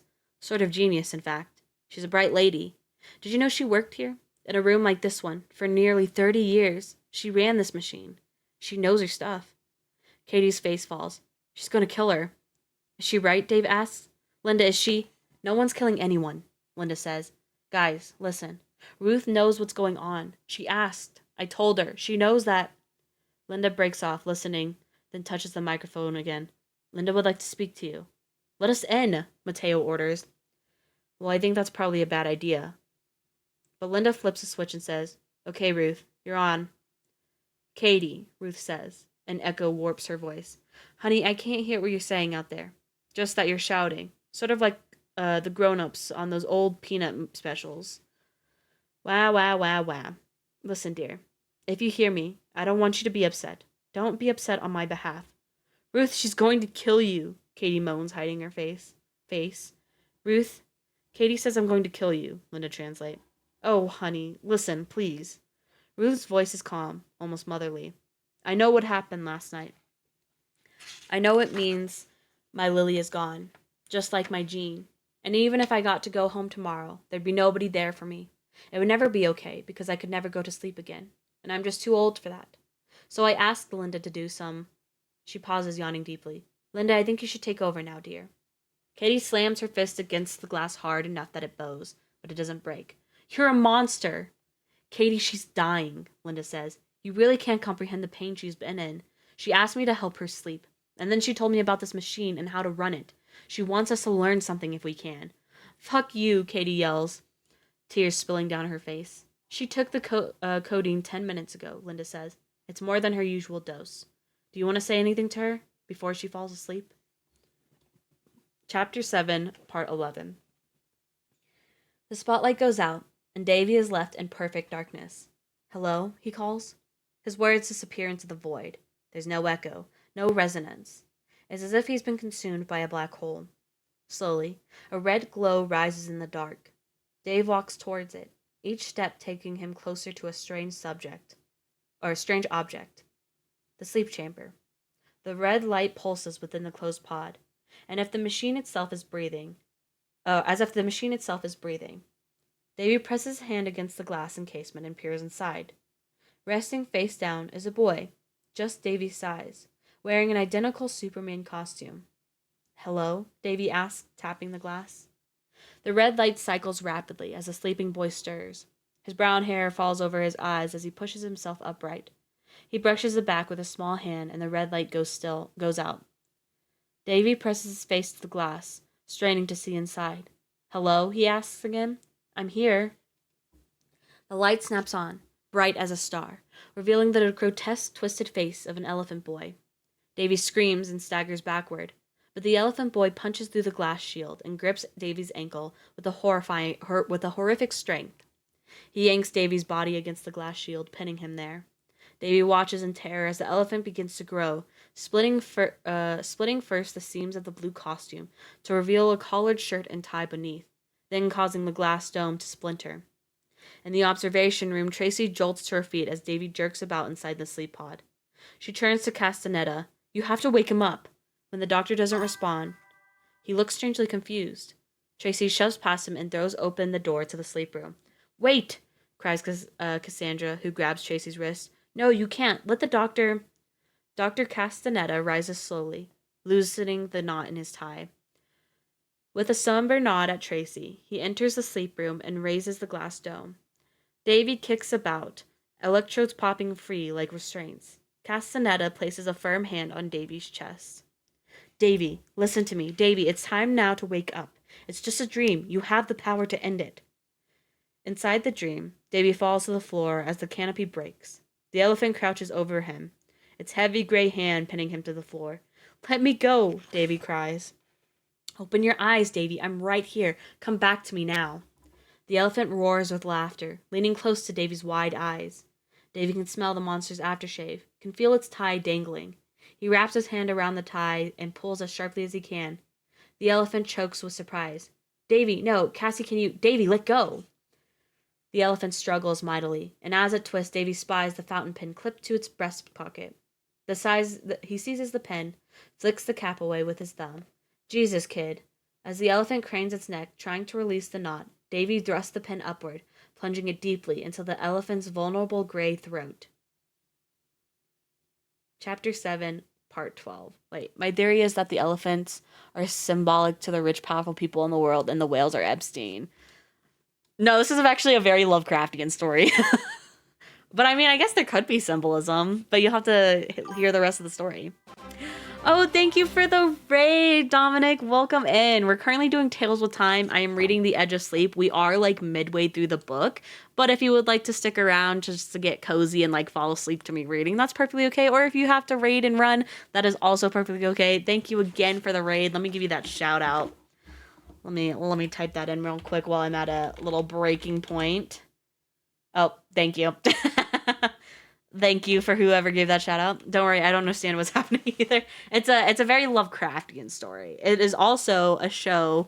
The Edge of Sleep is a show that has Markiplier in it. Hello. I have to raid and run. Hope the reading has been good. It has been. Thank you, Dominic. You're good. Thank you for the raid. I am too slow. All right. Anyway, continuing. Chapter 7, Part 12. Mateo has gone searching for another coffee machine. Inside the lab, Linda bends over the observation machinery. The MRI thrums. Dave and Katie sit on a bench in the hall. Her eyes are rimmed with red. I don't know what to say, she says at last. It's okay. This is why I don't tell you things. But the doctor, she says, what do you think happened to him? She covers her mouth with her palm. You poor thing. And you? Psych ward, he says. Pediatric. 26 months. I was sedated almost the whole time. Half dead. I didn't take the dreams away, Katie. I lived in them, night and day, for 2 years. Oh God, she says. How did you ever heal from that?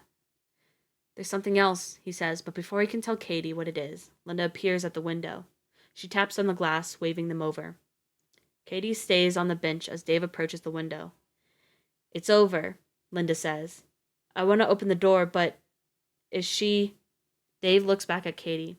The fight has gone out of her. She looks hollow, as though everything she once believed about the world has been scooped out of her. You can come out, Dave tells Linda.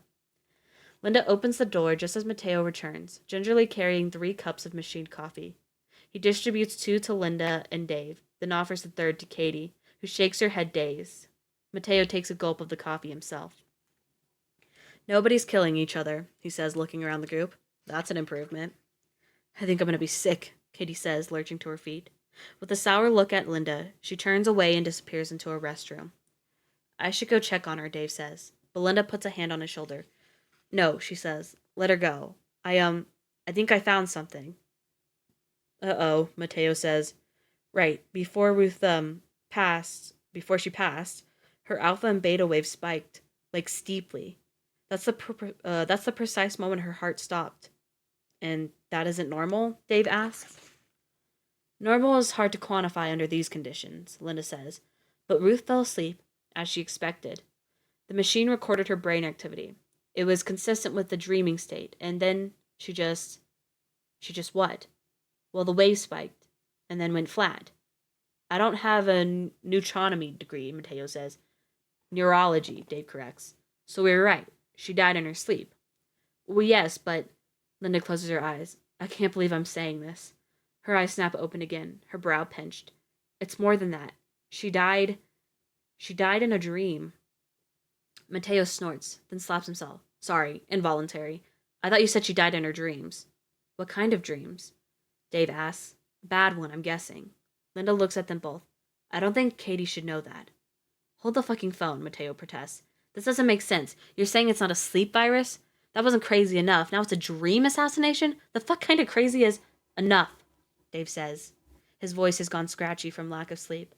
Listen, I don't care what makes sense or doesn't. This whole thing is science fiction now. But we're standing here. People are dead. We're not. Let's grant the premise that something completely fucking weird might be the sanest explanation. Okay? Mateo backs away. You're cute when you're mad, though. Katie emerges from... That's a completely random fucking comment, Mateo, but alright.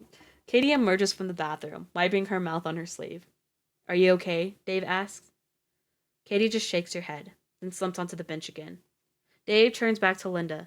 How long did it take, he asks, after she fell asleep before the spike? But before the spike. About 3.5 minutes, maybe? Linda says, then cocks her head. Why?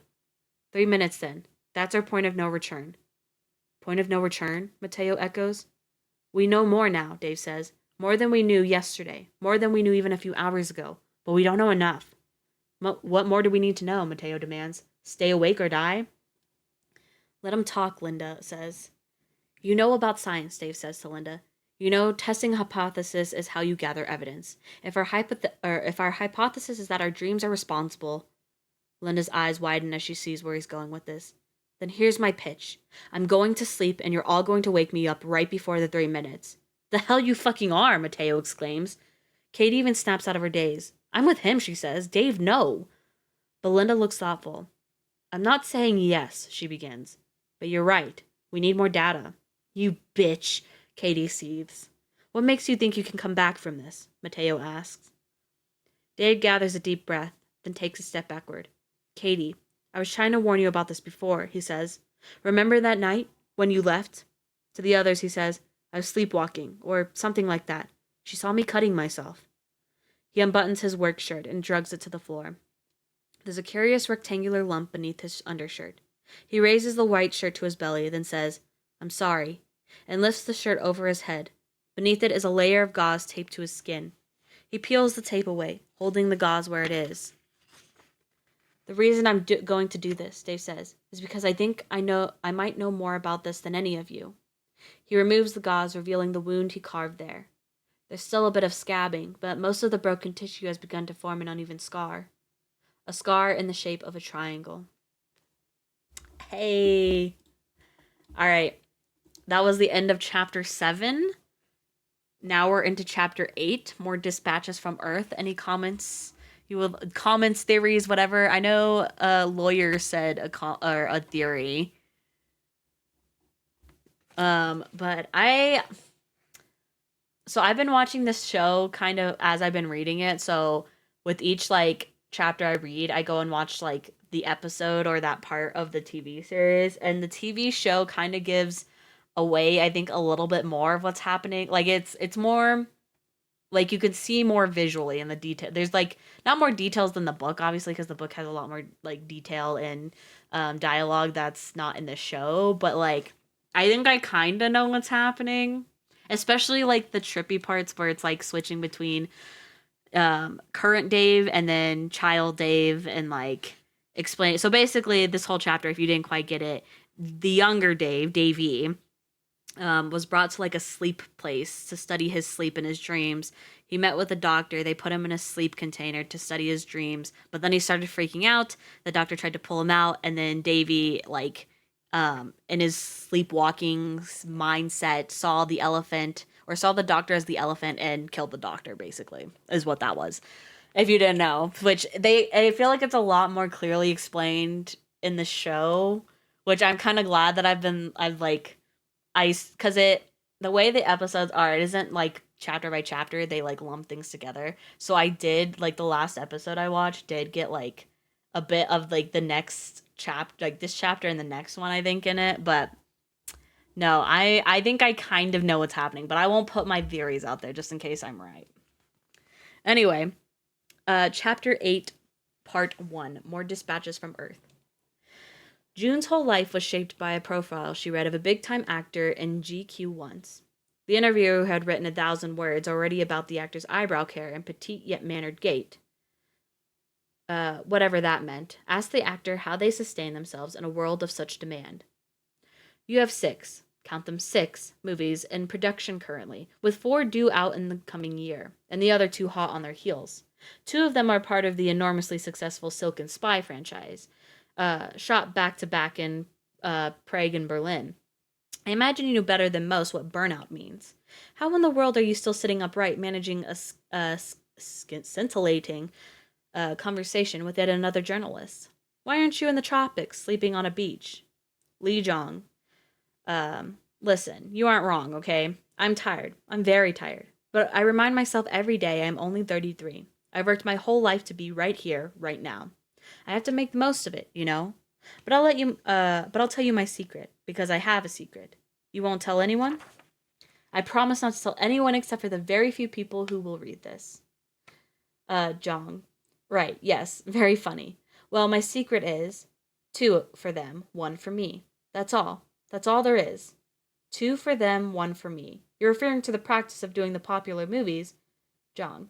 On the condition that I get to do a personal project. That's exactly it. I'll cut my fee, say, for another silken entry, and in return the audio backs the kind of movies that are dear to my heart. Like My Family, My Burden? Jong, exactly that. I hear you wrote that one. Jong. Well, no, not. I had the idea, you see, but I asked my good friend Soren Bell to turn it into something magnificent. Soren Bell, the very much in demand screenwriter of Westward Woman and Pale Flame Junction. Jong. Oh, and a little movie called Yesterday's Weather. You might have heard of that one. So, 2 for them, 1 for you. Jong. Listen, I know almost nobody's going to see the little movies I do for me. Silk and Spy is enormous, it's bigger than me, and Family, well, it barely broke even. Silk and Spy opened in 5,100 theaters, while My Family, My Burden opened, Jong, in 300. Yes, that's right. But that's the movie I hope I'll be remembered for. It's the one that means something to me. Your true art, you'd say. Jong. Sure, you could say that. I think it's important, don't you? We have to exist in a world where things cost money. Just being alive costs money. So we play the game. And if we play it well enough, we earn the freedom to do what matters to us as individuals, you know? This concept had never occurred to June before. She'd spent 6 years after college living in a studio space with 2 other people, trying desperately to sell her sculptures for rent money. She even had starving artist tattooed on her breastbone. Though, to be fair, she'd gotten that tattoo to obscure another one that matched her ex-boyfriend's. Then one day, a tooth blew up, a molar went nuclear in her mouth, and she found her way to a dentist's office that accepted uninsured patients. And there she'd found the interview in a half-torn magazine, years out of date, and a pile of highlights for children and National Geographics. She didn't have time or money for movies, and she'd never seen Lee Jong's movies. But his words slipped in beneath her skin, wound themselves around her bones. Play the game, earn freedom. She knew it was a cruel mentality, but it was a survivor's one. When she left the dentist's office, she left with an empty socket and an interview for a filing job. The next day, she returned, performed adequately in the interview, and landed the gig. For 10 hours a day, 5 days a week, she sorted patient records, handled transferred files from other dentists, logged insurance letters, filed x-ray films. She learned to deal with the paper cuts by wrapping her fingertips with flexible cloth tape. She grew accustomed to the smell of hot drills, of teeth spun into fine dust as they were hollowed out and filled again. She spent hours on her feet, which caused her ankles to swell and her back to ache at a low frequency all day and night. She bored her roommates by regaling them with stories of Miss Galloway's full upper extraction or Mr. Benchley's shattered bridge work. Each night she took the train home, then walked 9 blocks to her apartment building, where she quietly ate a frozen dinner, then retired to her corner of the studio and began her real work. Her roommates complained that the wet clay in her slick hands made irritating noises that kept them up. Squick smack, Dorinda groused. So June bought a white noise machine, which helped, but not much. Next, her roommates whined about the smell of the damp clay, moaned about the lights being on at all hours, claimed their own work performance was faltering because of June's selfishness.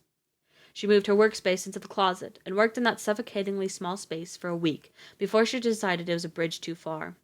At work, she asked around and learned of another dentist who needed filing support.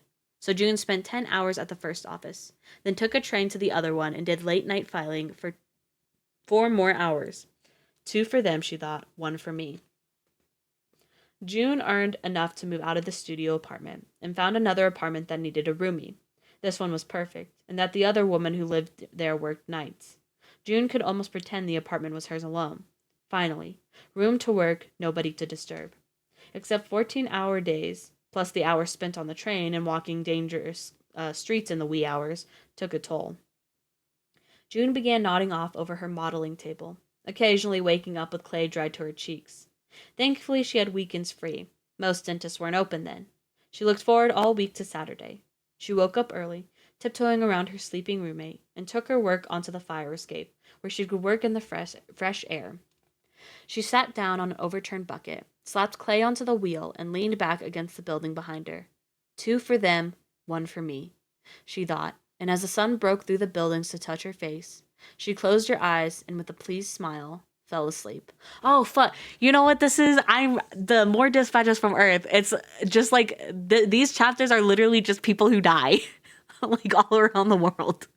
I was like, who's this new character? I remember now because we literally had a chapter before this where it was literally just describing how people fell asleep and died, like just doing random shit throughout their day, which I get why they added it. Like it's supposed to add like a sense of like doom and like gloom and like, oh my gosh, these people doing normal things, living normal lives, just suddenly dying because they fall asleep. Like, I get that, but also it like fucking throws me off when they're just like, when they just give me a whole chapter of just fucking people dying. But anyway, carrying on. Chapter 8, Part 2. Alarico Morales hasn't been inside the theater since it ceased operation 6 months before. The front doors are banded shut with a yellow tape. A sign announces a scheduled demolition in 3 weeks. Another sign advertises a property auction to be held next Tuesday. For now, however, the theater is as it was before, except empty of people. That is, it has been empty of people for many years. That's why the land has been sold from beneath it. Still, the operations inside are intact, and stepping beneath the tape and into the lobby, its abstract print carpet more threadbare now than it used to be. Alarico is flooded with memories of the day the theater opened. He was one of the 3 projectionists trained here, under the tutelage of a boulder-shaped man named Cristobal. Alarico was a quick study, despite having never been to the movies before. He understood the work intuitively. The careful threading of the reel, the interlocking of the sprockets, how to efficiently splice a broken loop. Cristobal waited a year, then appointed Alarico head projectionist. Then the old man retired and was never seen again. 40 years, Alarico sat in the projection booth, watching movies through the glass. He saw films from all over the world. Most of the movies were from right here in Spain, but he had a soft spot for the ones that came from Japan. Not the monster movies, but the quiet ones. The movies that simply depicted life as it was lived. Ikaru was his most cherished movie. He watched it again and again, always so deeply moved. As oh my gosh, as Kanji, I'm gonna fucking butcher this name, Watanabe, seen through the bamboo forest of playground equipment, swung slowly in his coat and hat, singing to himself. Now Alarico leans on his cane and takes in the theater lobby. Movie posters and cardboard cutouts shout at him, advertising bright movies and animated cats and monkeys. He shakes his head at the darkened concession menu. A soda these days is 50 times what it cost when he worked here. A bottle of ordinary water, he can't believe the price. The door to the film archive is locked, but if he remembers correctly, yes, the manager's key is exactly where it has always been kept, in the center desk drawer of the office. Alarico retrieves the key and, whistling, lets himself into the archive room. He can hardly believe his luck. The room, so cold, is fully stocked with film canisters. He'd once kept this room neatly organized, every film stowed away according to its title. Now, however, the room is a city of teetering film can towers, collected in no particular order. Most of the movies these days are digital, but still, he has to prowl through the piles of comedies and action films before he finally finds what he's looking for. Upstairs in the projection room, he has to move aside the digital projector and wipe down the old reel-to-reel and position it just so. And then he carefully threads the film. When everything is ready, he hobbles downstairs and into the theater. Over his head, a beam of light littered with constellations of dust pierces the darkness of the screening room. He finds his favorite seat, a little nearer the screen than most might prefer, so that the movie, when it begins, will loom over him, the actors and props distorted by his closeness. Alarico has chosen a Soviet film, Solaris, which was filmed in the mid-60s, then suppressed until the following decade. He has seen it once before, long ago, and never since. Now he slides low in a seat, watching the main character, Kelvin, as he spends his final day on Earth with his father before leaving for a distant space station. The movie is slow, quiet, all of the things that movies hardly ever are anymore. There is a scene several minutes long that is mostly shot from the perspective of a car as it follows a highway, threading through the tunnel and beneath bridges. The scene is a long exhalation, and Alarico sinks into the mood of it, wondering what the filmmaker, Tarkovsky, had intended to communicate. The drone of tires on asphalt, the flicker of light through the beams of bridges, the sudden dark tunnels, all of these stitch a blanket around Alarico, and he allows himself to contemplate, falling asleep in the perfect light of his perfect place. And then he does. All these people just fucking dying. I literally... I just can't. This fucking chapter, it's literally... How long is this? How many... Oh my god, it's a long chapter. There's so many people that are gonna die, guys. Alright. Chapter 8, Part 3. Dr. Jack Gordon swears at his phone. "You piece of garbage," he snaps. "All circuits are busy," the operator announces. "Siri," he barks. "Call my fucking husband." "I'm sorry," Siri replies. "I didn't understand that." Gordon swerves his Audi to the shoulder, then snatches his phone from the dashboard cradle. He swipes feverishly to his contacts, then punches the entry named Jim Gordon, Hubs. This time, the connection takes, and the phone rings. Gordon snaps the phone back into the cradle, then whips back onto the highway, stomping the gas insistently. The car's tires whiz over the damp asphalt, skids as he takes a turn at high speeds. The phone rings, and eventually dumps to Jim's voicemail. "Well, hey, friend, you've reached Jim Gordon. No, not that Jim Gordon. I can't stand bats. I'm not able to answer right now, so leave your particulars and I'll be sure to call back when I'm able. Cheers."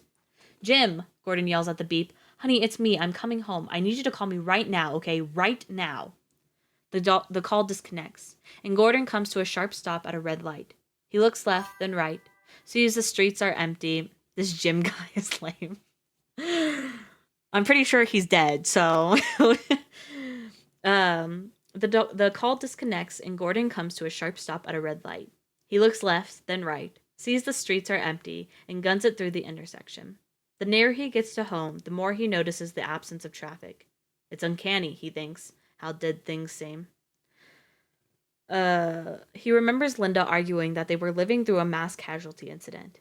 Oh, this is the doctor from the beginning that left Linda and was like, yeah, well, I'm fucking deuces, dude. Okay, but wouldn't an MCI leave a mark? People running panicked in the streets, flashing red and blue lights in the rear view. Instead, there's nothing. There's nothing at all. Well, I'm sure he was lame when he was alive. Normalized being able to insult dead people. Jesus. Oh. He stops braking at traffic lights and stop signs and careens through every turn. All he can think about is getting home to find Jim and Liesl and Charity, to shake them from sleep before Jack Gordon's brain has so easily adjusted to the empty streets that it doesn't quite register the UPS van as it rolls down a hill and through an intersection. Its driver slumps sideways behind the wheel, nearly hanging out of the van's open door. Gordon hits the brakes much too late. The Audi buries itself in the van, shredding metal like tissue paper. And Jack Gordon doesn't make it home. What the fuck? I thought it was gonna just be people who die in their sleep. He didn't even make it home to, like, his dead family. He just, like, nope. He got hit by another car. Fuck, man. All right. Okay. Chapter 8, Part 4. We have arrived at the scheduled destination, reports Argyle, the car's onboard AI. Silently, the hood rises, revealing Willem Tom Ferris's luggage suit.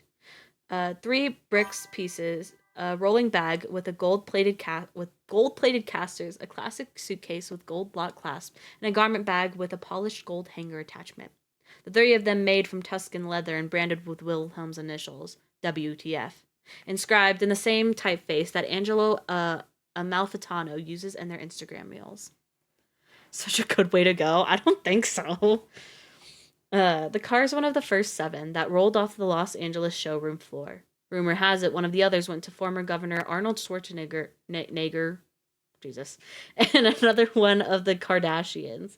The last of the batch belongs to Willem, despite his falling follower count. Nobody has to know it was actually reserved for his uncle, the tech billionaire.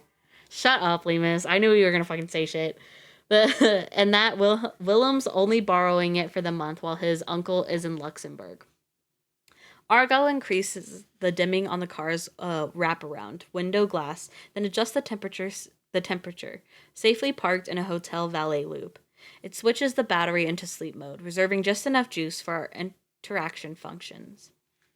Trip summary, Argyle announces. The heads-up display, spread across the windshield, visualizes the journey's metrics in animated charts and graphs.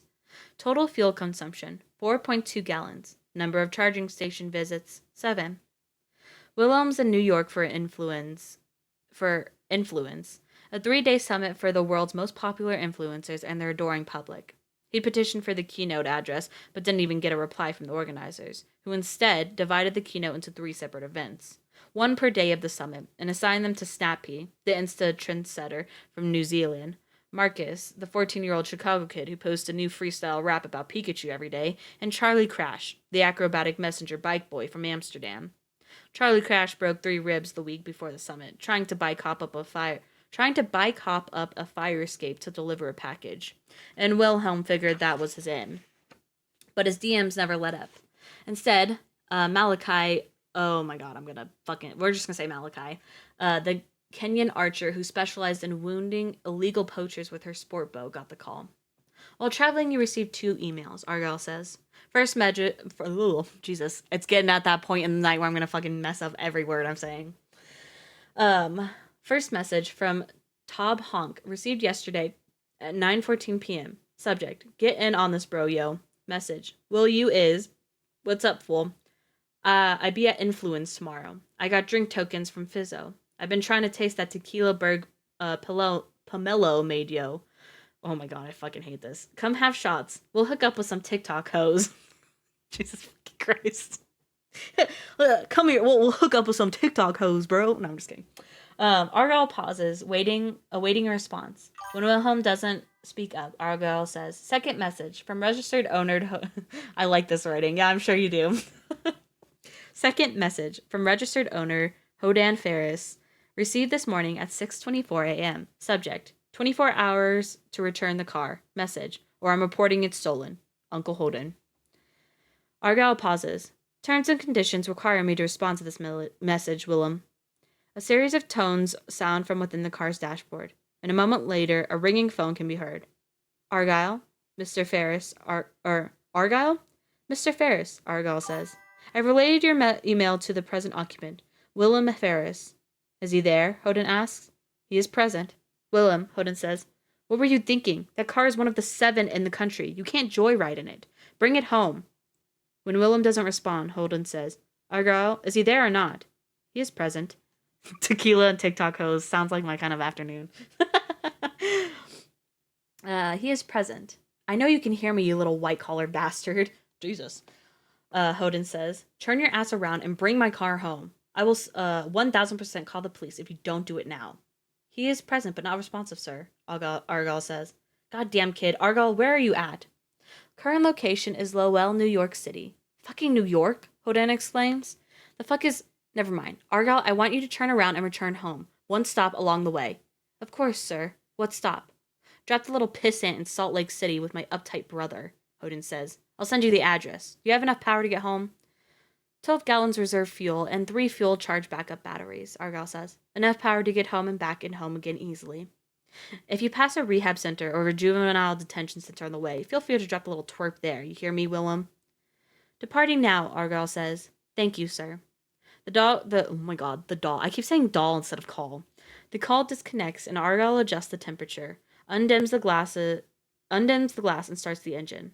At the corner, Argyle makes a tighter turn than would ordinarily have been necessary to avoid a stalled vehicle. Wilhelm slumps to his side, his head coming to rest in the driver's seat.